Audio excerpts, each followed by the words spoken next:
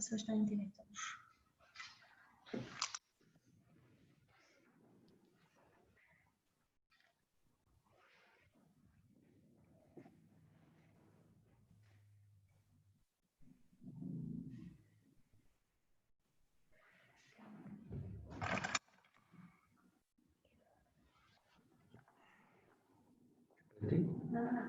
Mas eu não sei falar sobre isso. Deixa qualquer coisa. Olá, Limadete a todos, boa tarde. Vamos dar início ao webinar com o tema Covid-19, doenças oncológicas. A Covid-19 foi declarada pela Organização Mundial de Saúde como pandemia no dia 11 de março de 2020.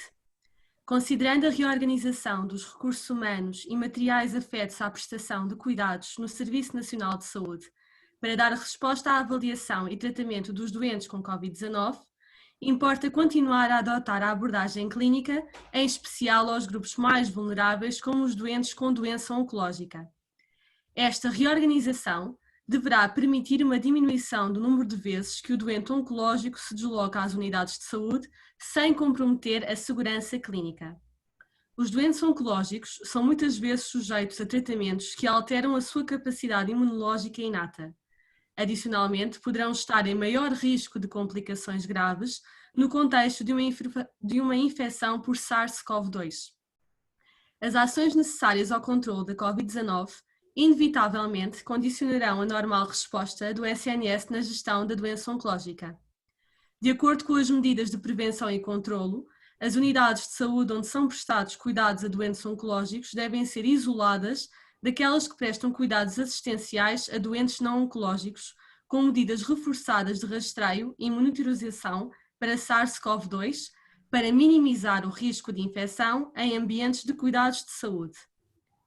Para desenvolver este tema, é nosso orador convidado o Dr. Francisco Jorge, presidente da Cruz Vermelha Portuguesa e antigo diretor-geral da Saúde. Antes de passar a palavra ao Dr. Francisco Jorge, gostaria de salientar que durante o webinar podem ser colocadas questões escritas utilizando a funcionalidade do Q&A da aplicação Zoom.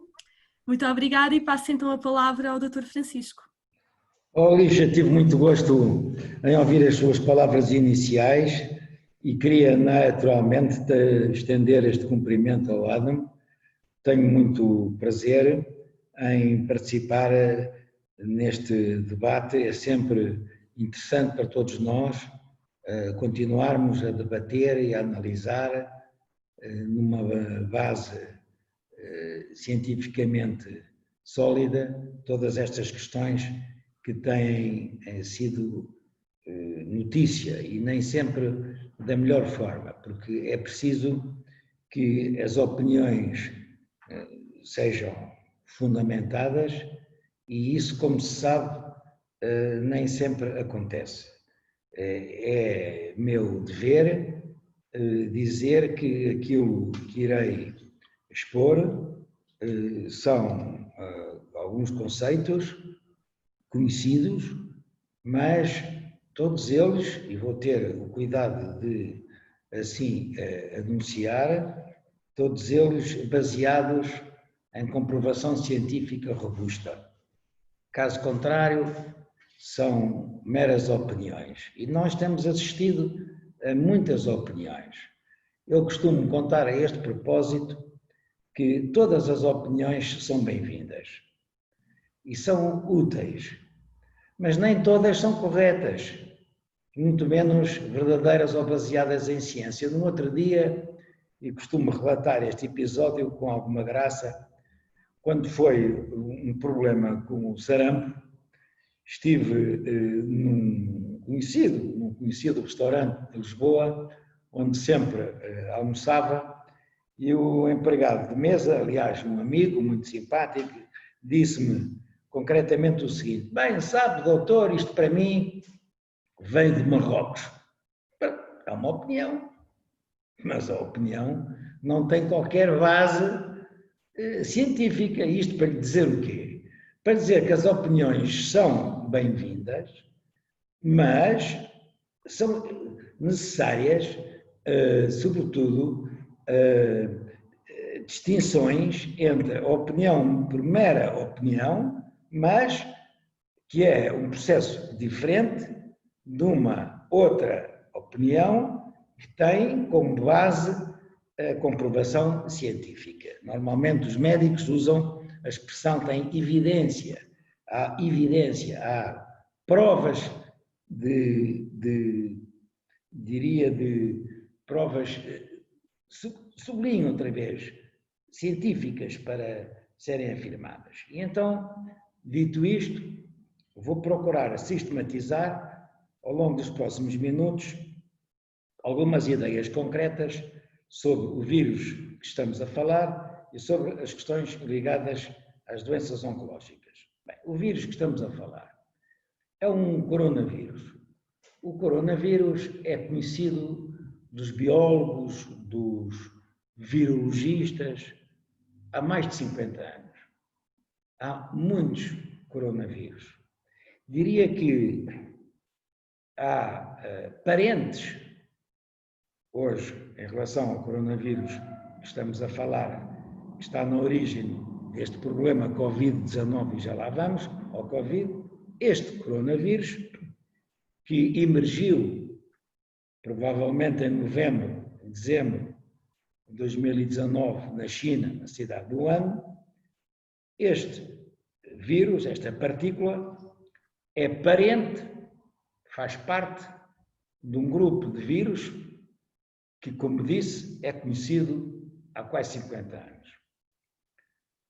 E são, neste momento, mais de 40, precisamente 46, os vírus desta família, coronavírus, assim chamado, porque morfologicamente, vistos ao microscópio eletrónico, os coronavírus apresentam à periferia como que uma coroa, se quiser, muito semelhante à coroa dos raios solares do Sol.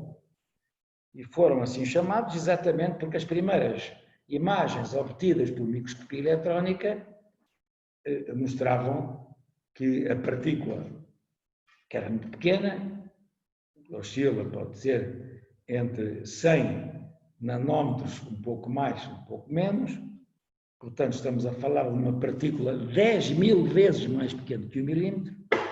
Estas partículas têm essa forma, essa morfologia, esse retrato obtido em microscopia, que é constante com aquela coroa que todos hoje conhecemos. Bem, vamos lá ver.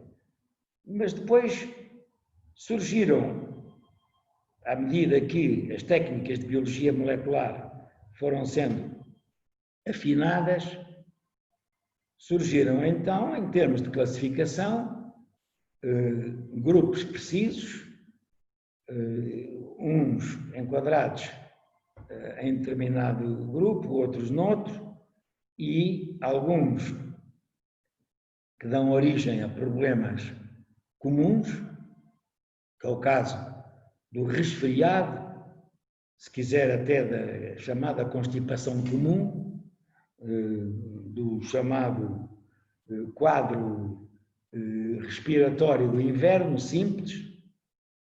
São coronavírus quase sempre que estão na origem deste problema, mas não são este coronavírus do Covid-19. São outros coronavírus. Uns dos 46 diferentes coronavírus que estão registados em termos de base genómica, classificação com base no genoma, mas também no fenotipo, que são classificados e numerados como tal. Temos dos mais comuns, que estão na origem, como disse, das constipações do inverno, são sobretudo dois, que todos os patologistas conhecem, o laboratório, que é o chamado OC43 e o HKU1. São dois coronavírus, que sublinho outra vez, estão na origem das constipações banais, uma vez a infecção humana, dão origem à produção de anticorpos para esses coronavírus. Hoje faço um parênteses, sabemos que esses anticorpos dão alguma proteção cruzada em relação ao novo coronavírus. Este surgiu, como disse, em 2019, portanto, no ano de 2019, e por isso se chama 19.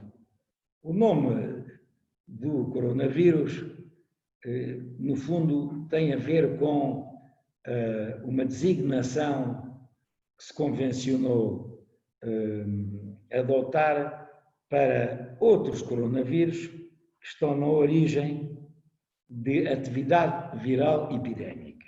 E já lá vamos a essa questão.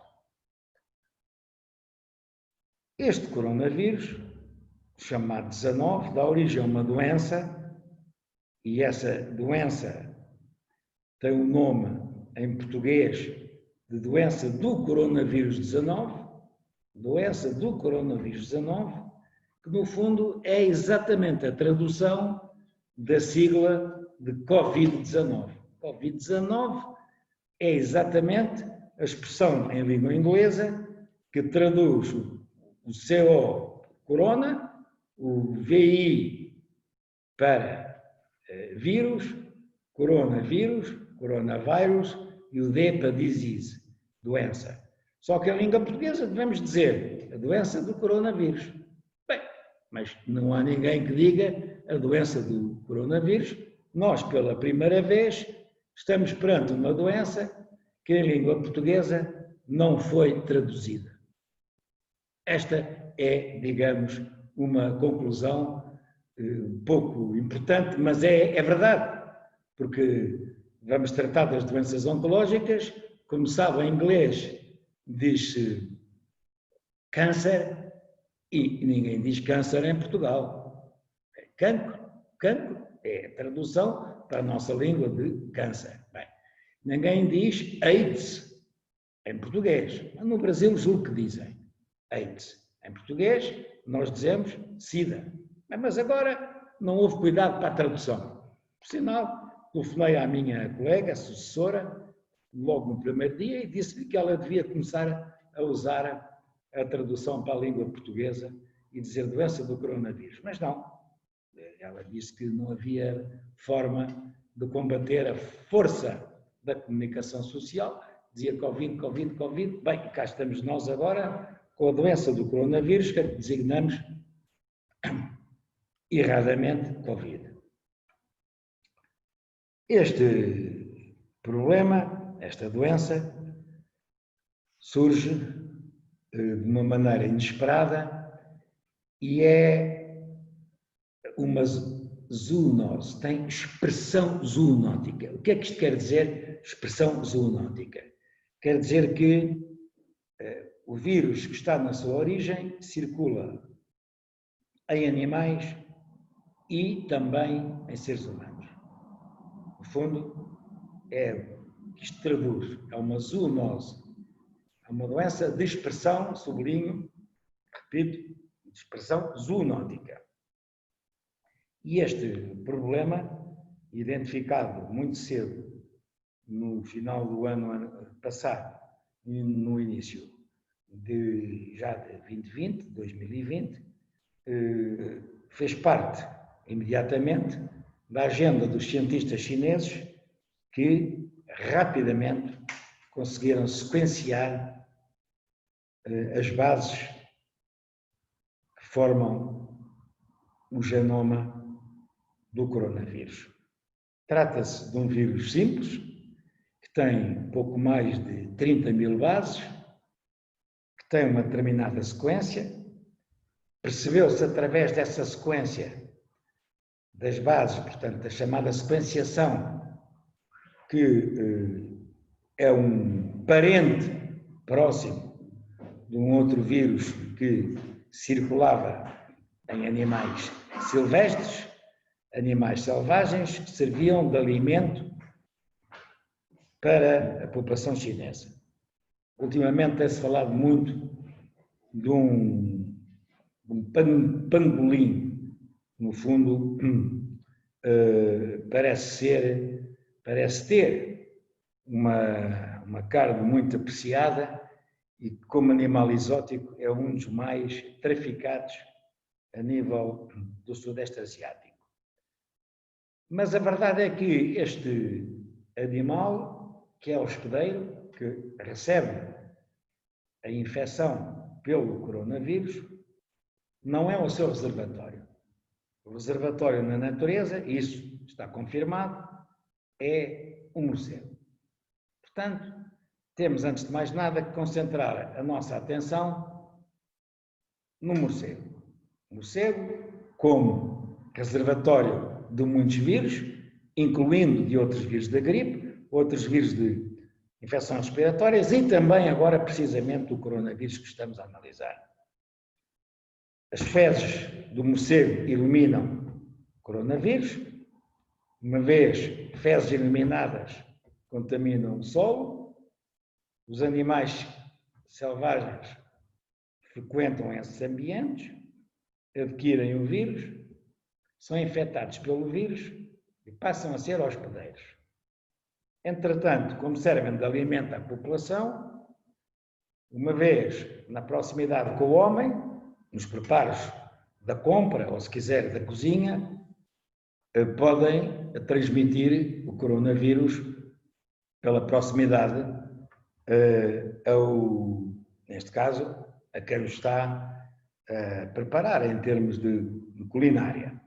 Bem, e cá estamos nós com um problema que se transmite como os vírus respiratórios por gotículas, que são eliminadas através do espirro, da tosse, e que, uma vez eliminadas, essas partículas, essas gotículas que estão e que transportam, que estão infectadas, mas melhor diria, transportam as partículas virais, uma vez inaladas, respiradas por quem não está infectado, então a transmissão surge dessa forma por via aérea. É uma transmissão confirmadamente por via aérea. E uma vez inalada, respirada, ou pelo nariz ou pela boca, os vírus que têm aquela coroa que no fundo sabemos agora são espículas, e essas espículas funcionam como que autênticas fechaduras, ou melhor diria, chaves para entrar numa fechadura. Essas espículas, que são chaves, penetram nas células da mucosa brônquica com um sistema de chave e fechadura, porque a mucosa brônquica, as células, têm receptores chamados comumente ACE2.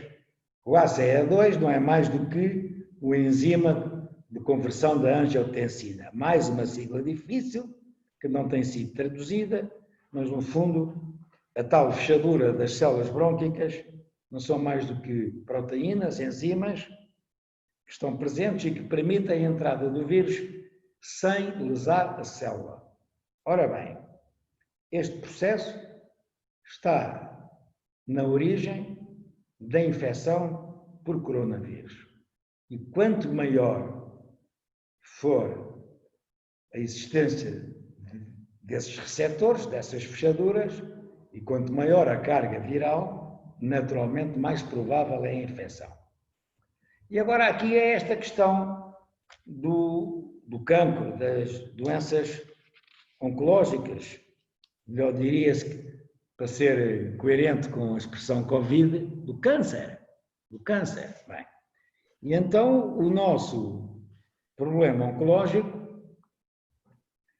porquê que tem, em termos de risco, mais risco, em termos da intensidade da doença ou do seu desfecho, do que outras pessoas que não têm este problema.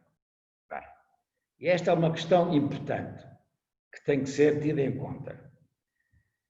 É sobretudo porque, por um lado, o cancro surge em pessoas de idade, se quiser, depois daquilo que os ingleses chamam middle age.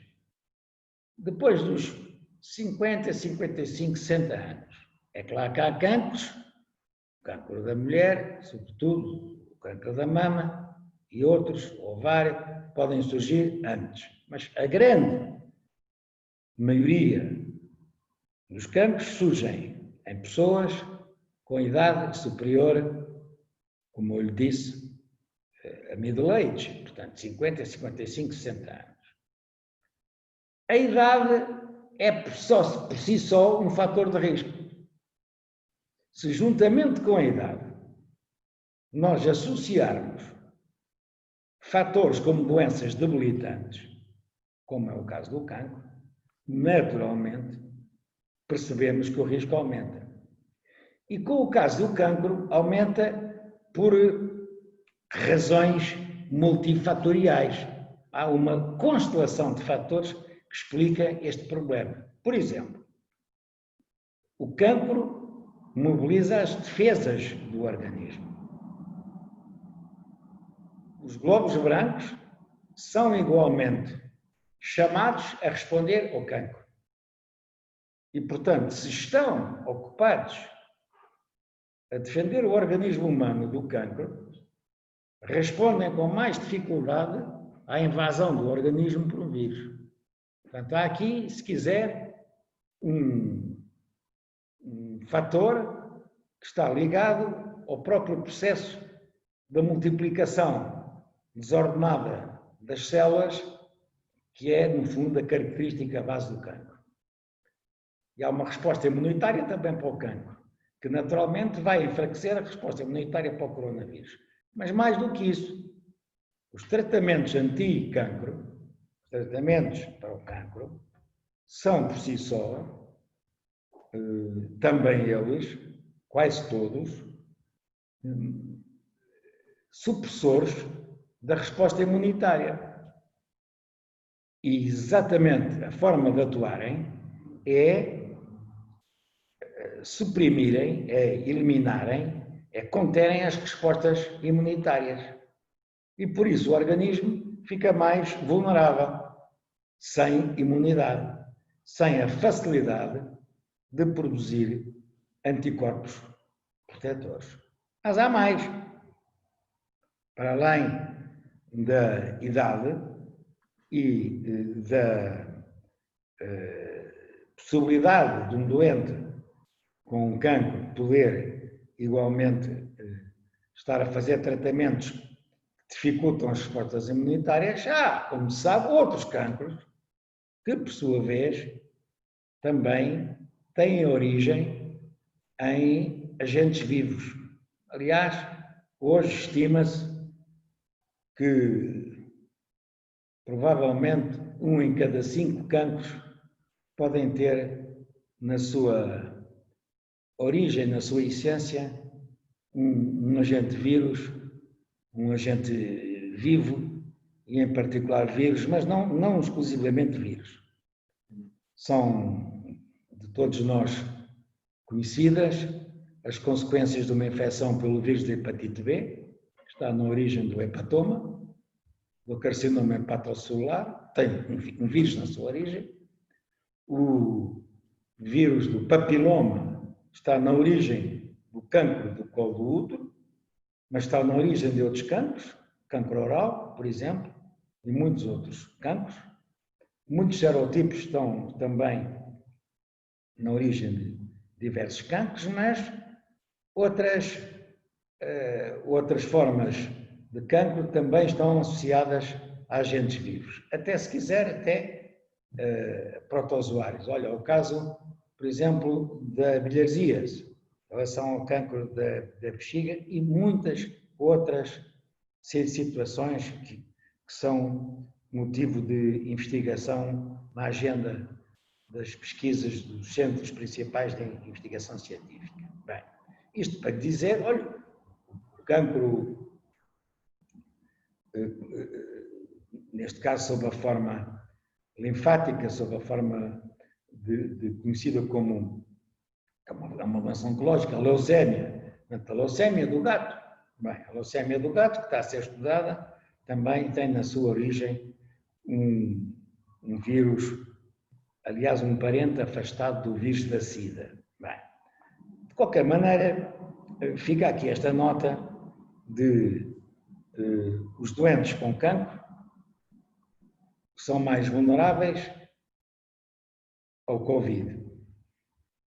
E uma vez a infecção adquirida, pode iniciar o seu percurso com mais gravidade e ter uma probabilidade de provocar e antecipar o final da vida com mais,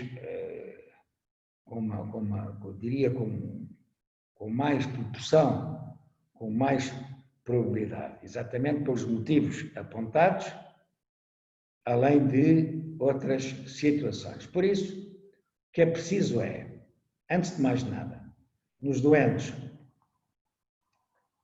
que seguem tratamentos anti-cancro em centros oncológicos, deve-se evitar a presença de doentes e de pessoal com Covid. Tem que haver a definição de circuitos muito rigorosos e precauções de grande, digamos, aplicadas com grande cuidado nos centros de tratamento em oncologia, no IPO e em hospitais, nos serviços de oncologia, porque não é aceitável que um doente que não tenha infecção Covid, mas que tem um cancro e que está em tratamento em determinada unidade, depois adquira nessa unidade o Covid, que tem uma expressão nosocomial, isto é, uma expressão hospitalar, comprovadamente em termos de risco, um risco comprovado. Portanto, os centros oncológicos têm que ser preservados, absolutamente preservados, com circuitos de grande rigor, a fim de evitar o risco ou de reduzir o risco de adquirirem a infecção pelo coronavírus. Por outro lado, no que respeita aos doentes, também não devem protelar, adiar o tratamento, as sessões, seja de quimioterapia, seja de radioterapia, as intervenções cirúrgicas, que no fundo, para além das novas técnicas anti-cancro, dos novos modelos de tratamento, a verdade é que continuam a ser marcantes a cirurgia, a radioterapia e a quimioterapia. E os doentes não devem adiar esses tratamentos em nome do interesse do controle do cancro que adquiriram e que são portadores. Portanto, no fundo, há aqui um processo bifásico. Por um lado, é o doente que tem que ter em atenção continuar o seu tratamento para o cancro, e, por outro lado, a unidade que trata os doentes com cancro, doentes oncológicos, tem que ter em atenção os circuitos e reduzir ao mínimo, ao zero, se possível, o risco de transmissão nosocomial da infecção. Em particular, também no que respeita ao pessoal de saúde. Por isso, o pessoal de saúde destes centros tem que ser constantemente vigiado e, ao mínimo sinal de suspeita, deve ser suspenso e não devem frequentar centros frequentados por doentes com doenças oncológicas. Portanto, ficam aqui, digamos, nestes 30 minutos, ficam aqui resumidas algumas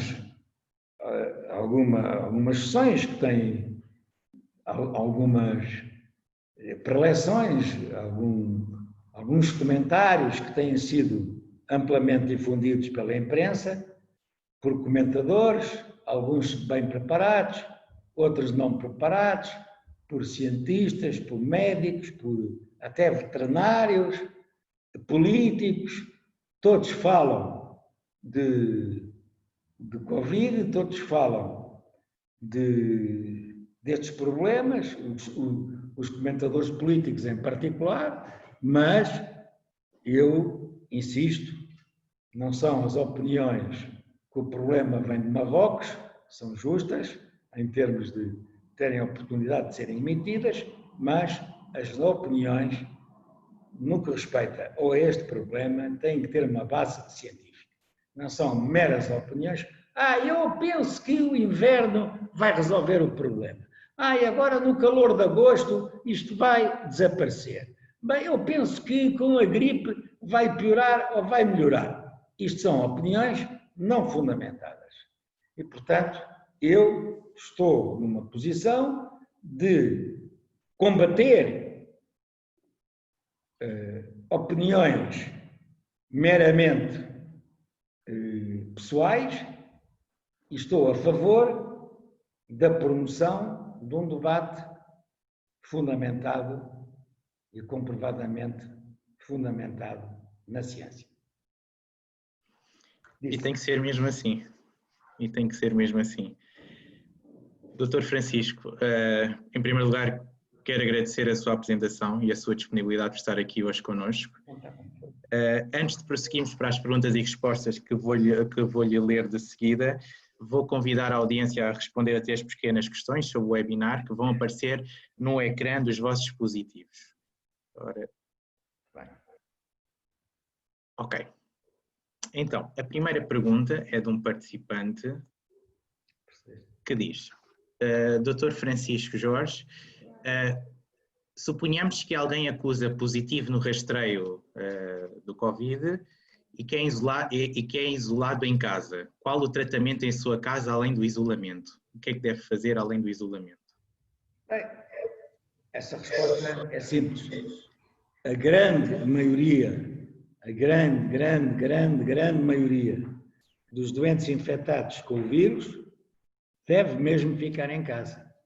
O maior hospital, o melhor hospital, o mais indicado dos hospitais é ficar em casa. E pelo telefone, por meios telemáticos, estar em contacto com o médico de família. O doente, uma vez em casa, pode ter alguns cuidados de reduzir, em termos de intimidade, contactos físicos com os familiares, o cônjuge, antes de mais nada,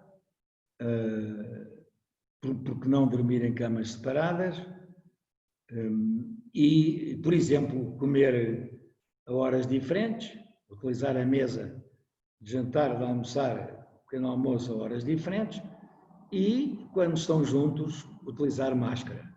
Continuar a medir a temperatura e, se não surgirem dificuldades respiratórias, esperar que a evolução da doença termine em cura. Porque nós, ao contrário do cancro, que é uma doença crónica, nós estamos a falar de uma doença aguda. E o que é uma doença aguda? Uma doença aguda é aquela que começa e acaba. Começa e acaba. Começa com sintomas e acaba, neste caso, se for sobretudo em casa, acaba com a cura do doente. Claro que pode acabar de outra maneira, mas em casa esse desfecho final, em regra, não acontece. Portanto, estamos a falar sobretudo de doentes de meia idade, jovens e de meia idade, que podem e devem ser tratados em casa, tenham ou não uma doença oncológica. E os doentes oncológicos, se tiverem a doença ativa e também tiverem o diagnóstico da Covid, devem continuar com o tratamento para a doença oncológica, devem suspender, o que é que devem fazer? Como eu disse, na exposição inicial, os doentes oncológicos têm que fazer os seus tratamentos e os centros de oncologia têm que cuidar do risco, que tem que ser reduzido a zero, para não transmitirem ao doente oncológico nos centros de tratamento, não é? Portanto, se quiser um serviço hospitalar de oncologia ou IPO, seja o de Lisboa, de Coimbra, do Porto, enfim, é preciso que os doentes prossigam os tratamentos, mas também que as unidades hospitalares estejam organizadas para não pôr em risco os doentes oncológicos que estão a ser tratados nesse ambiente. E o doente oncológico com Covid tem que ser tratado numa área diferente do que o doente oncológico sem Covid?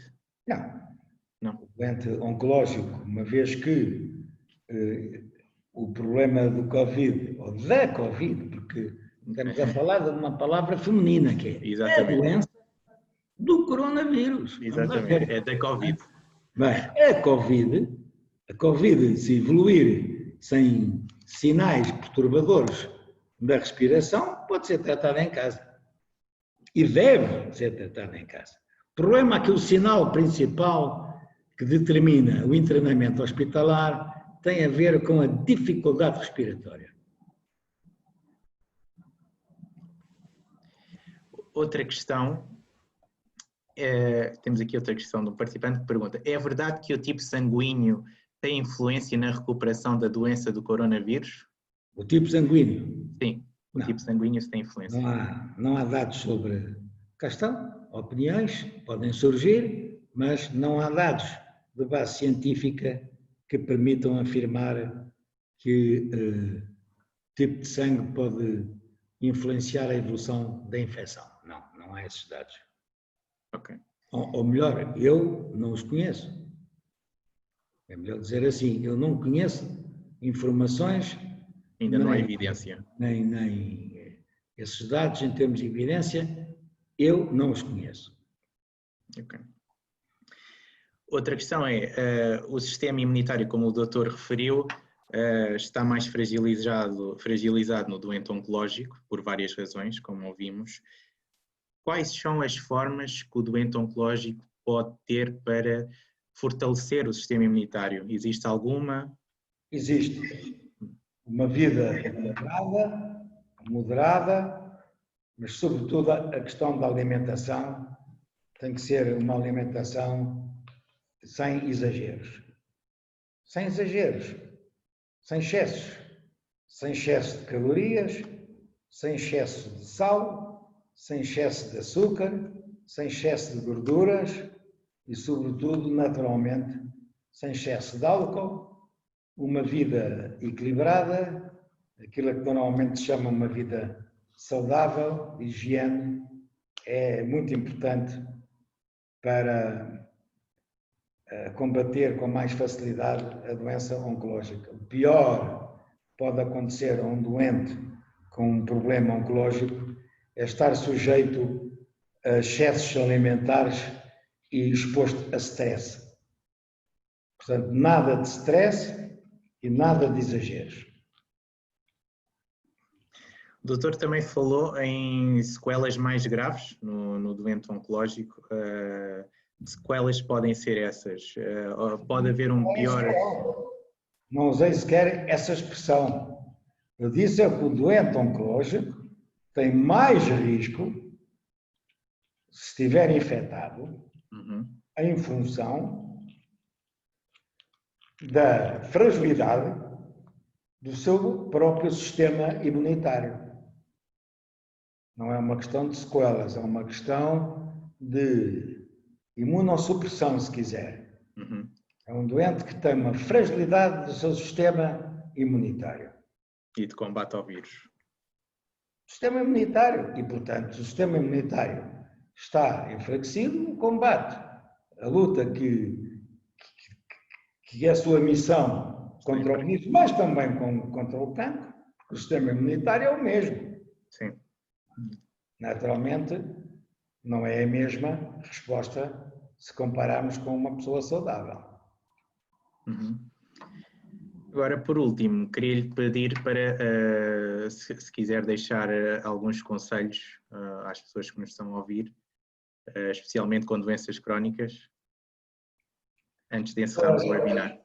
Pessoas com doenças crónicas devem continuar a fazer, em termos de seguimento do problema que possam ter, ou uma diabetes, ou um problema de âmbito oncológico, ou uma insuficiência respiratória, ou ou uma insuficiência renal, uma insuficiência cardíaca, devem continuar com mais rigor, diria, com mais atenção, os cuidados médicos indicados para a sua situação.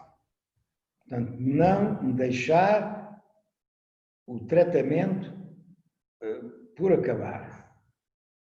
Terem atenção à necessidade de continuar a fazer a sua insulina, os seus medicamentos para o coração, para as vias respiratórias, para o rim, os seus medicamentos para a situação oncológica, não parar. Obter os conselhos médicos, visitar um médico como programado, não alterar a ida ao médico em função deste problema. E depois, naturalmente, em ambiente fechado, têm que usar máscaras, usar proteção individual e a verdade das verdades, da verdade mais absoluta em termos de eficácia, é a lavagem das mãos com o uso de gel e na falta de gel de álcool, só que o álcool, como se sabe, tem um risco abrasivo que não existe com o gel e, portanto, diria lavar mãos, usar o gel, higiene geral na família e estar sem stress. Combater o stress. Nada de stress. Nada de... Os mídias também têm veiculado a existência de um aumento de casos na região de Lisboa, embora que em certas regiões as pessoas devem estar preocupadas quando saem para a rua ou os casos estão controlados por região e... Neste caso, há aqui cuidados precisos em determinados ambientes. Diria, são a adoção de medidas cirúrgicas precisas neste ou naquele ambiente. E há que ouvir os conselhos da Direção-Geral da Saúde, dos delegados de saúde, dos médicos, das autoridades que estão a gerir a prevenção e o controle do problema nessas regiões. O que é verdade hoje no centro de Sintra pode não ser verdade no centro da Amadora ou em Odivelas.